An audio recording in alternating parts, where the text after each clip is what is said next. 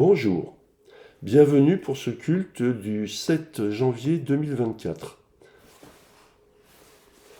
Comme d'habitude, je vous propose de commencer en commun en disant un Père Saint, tout au moins pour ceux qui se reconnaissent dans le catharisme.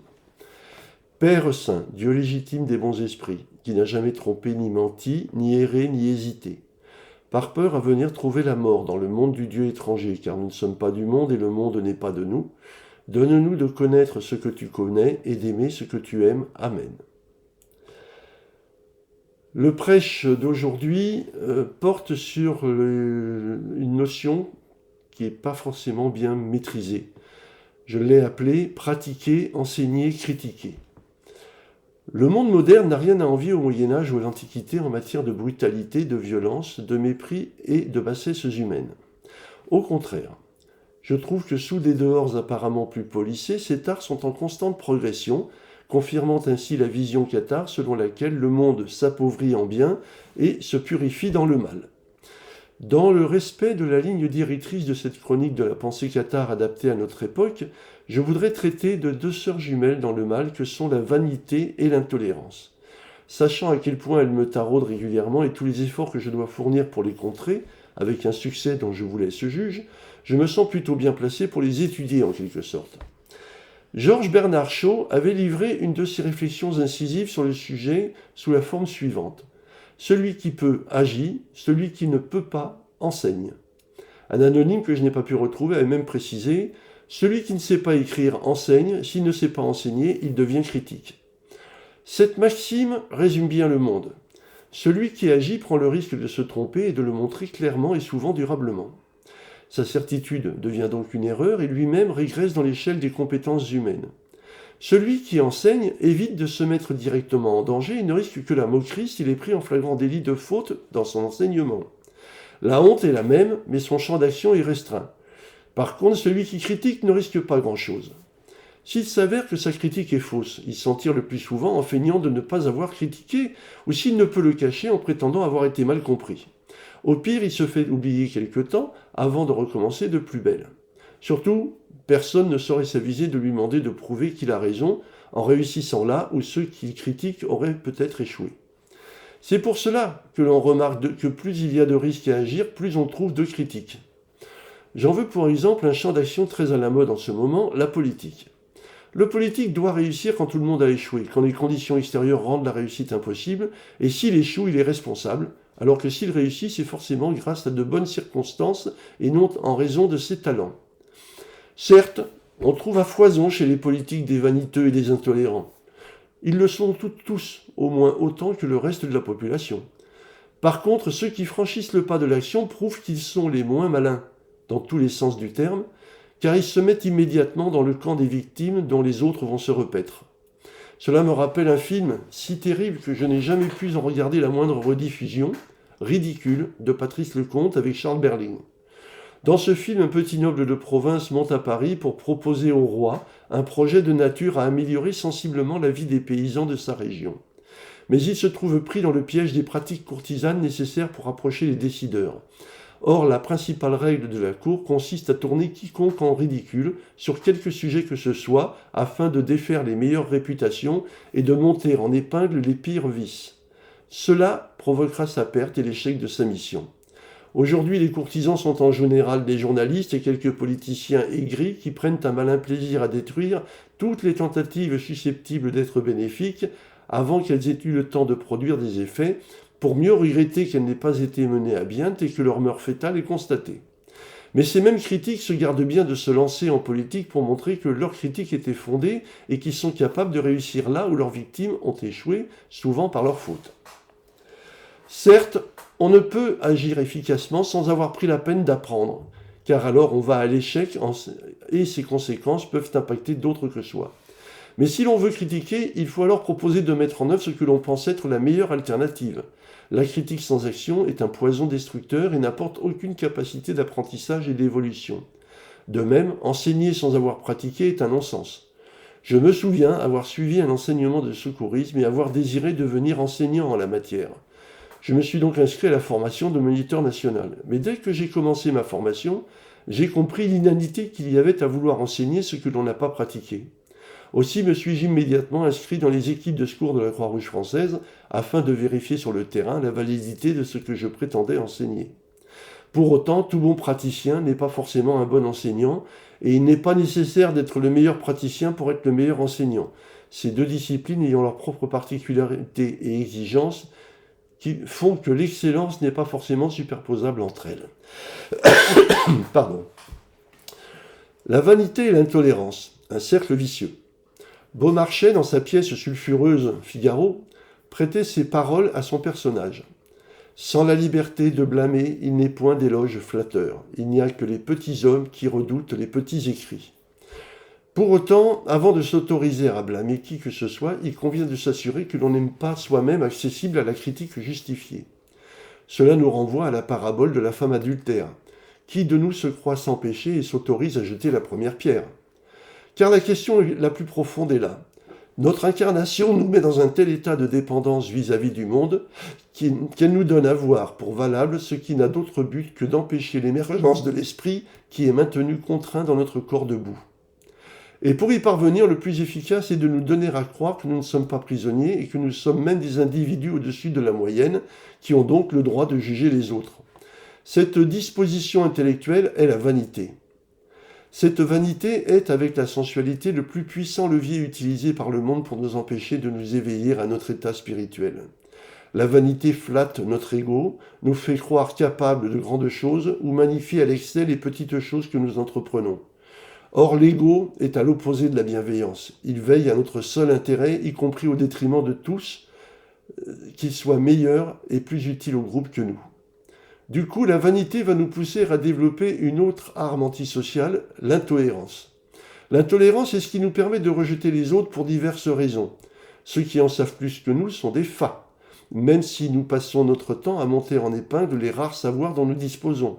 Ceux qui ont ce que nous envions sont des profiteurs, des vaniteux, voire des voleurs, alors que si nous avions ce qui nous leur envions, ce serait simple justice sociale, tant nous méritons mieux que tout ce que nous avons. Et cela n'a aucune limite. Plus nous sommes privilégiés par la vie et plus nous déplaçons le critère de notre nécessité vers le haut. Le smicard rêve d'avoir le double pour vivre mieux, mais celui qui est à ce niveau espéré rêve lui aussi d'augmenter fortement ses revenus tant il est convaincu d'en avoir un besoin vital. Et les plus riches, les plus reconnus n'en ont pas assez car perdre leur superflu leur semble être une régression sociale insupportable. Donc nous rejetons ce qui est différent ou ce qui nous rappelle que le partage permet de réduire la misère et l'intolérance. Et notre ego justifie tout, y compris de rejeter ceux dont la souffrance qui est parfois due à notre mode de vie nous rappelle combien nous sommes loin de la bienveillance. La religion et la philosophie. La religion est en constante dégradation. La philosophie est en constante dégradation. Pratiquée intellectuellement et au quotidien chez les Grecs, les Romains en ont fait une nouvelle présentation avec le préfixe « néo », en se contentant d'enseigner ce que faisaient les Grecs. Les catholiques ont poussé cette approche scolastique au seuil de la critique en rejetant toute philosophie qui ne validait pas leur thèse. Aujourd'hui, on appelle philosophie ce qui n'en est pas réellement, et les enseignants sont plus proches de la sophistique que critiquait Socrate, notamment dans Protagoras, à juste titre. En matière de religion chrétienne, on peut constater une même évolution. Initialement, voie de vie en vue du salut, elle fut appauvrie afin de correspondre aux exigences impériales et devenir ainsi dominante sous sa forme judéo-chrétienne. Ensuite, elle devint une approche intellectuelle détachée de la pratique, car en l'imposant au nouveau-né, le christianisme a perdu son sens essentiel, le choix intime d'une vie spirituelle. En outre, la séparation des populations entre ceux qui se sacrifient dans la pratique religieuse destinée à remplacer les martyrs avec l'officialisation de l'Église, et ceux qui leur confient leur salut personnel en échange d'une prise en charge de la vie quotidienne, deniers du culte par exemple, a créé une différence de statut qui n'existait pas à l'origine. Aujourd'hui, elle est devenue une sorte d'auberge espagnole où chacun s'arroge une appartenance religieuse, voire un statut ou un titre, tout en rejetant ce qui ne lui convient pas, quand bien même cela constitue la colonne vertébrale de la dite religion. Or, le principe essentiel de la religion et de la philosophie est de nous rappeler qu'il ne faut pas se contenter de vivre comme les animaux évolués que nous sommes, mais que nous devons rechercher en nous ce qui peut nous élever au-dessus de la mêlée. Or, toute nouvelle voie à suivre oblige à acquérir un savoir adapté, c'est-à-dire à étudier sérieusement et profondément le sujet que l'on prétend maîtriser. La philosophie est à l'école de la modestie et de la religion, celle de l'humilité. Tout ce que je sais est que je ne sais rien, disait Socrate. C'est pourquoi la résurgence du catharisme crée un choc après 7 siècles d'oubli. En effet, cette voie chrétienne est la preuve que l'on peut, et je dirais même que l'on doit, être chrétien en vivant dans la règle de l'Église au quotidien. Pourtant, s'il est évident que chacun ne peut pas vivre en chrétien tant la prégnance mondaine pèse sur nous, il faut cependant y tendre sur les principes essentiels, comme la non-violence, l'humilité, la tolérance, l'honnêteté, etc. En effet, s'extraire de ces bases développe des comportements comme l'intolérance et la vanité, qui éloignent de la part spirituelle qu'il nous faut éveiller en nous et qui installent un cercle vicieux extrêmement difficile à rompre. Comment être un honnête homme ? Ce terme, issu du siècle des Lumières, désigne celui qui vit dans le monde en maintenant au mieux un comportement compatible avec ses aspirations personnelles. Mais il faut différencier les gens selon leurs convictions morales, philosophiques, voire religieuses. Nous savons qu'elles sont très variables selon les cultures et les pays, et qu'elles peuvent aussi être influencées par les idées politiques et religieuses notamment. L'anthropophagie est universellement rejetée, sauf dans quelques tribus indigènes qui y voient une façon de s'approprier le courage de l'ennemi. Sur le plan moral, ce sont donc souvent des règles sociales qui définissent le cadre à respecter. Elles dépassent le cadre des lois et règlements, car ces derniers ont une portée générale, alors que la morale est individuelle, c'est-à-dire qu'elle peut nuancer ou dépasser les lois.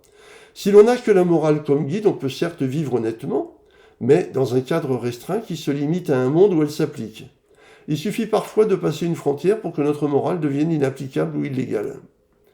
Sur le plan philosophique, ce sont des règles intellectuelles qui viennent au secours ou à l'encontre de la morale.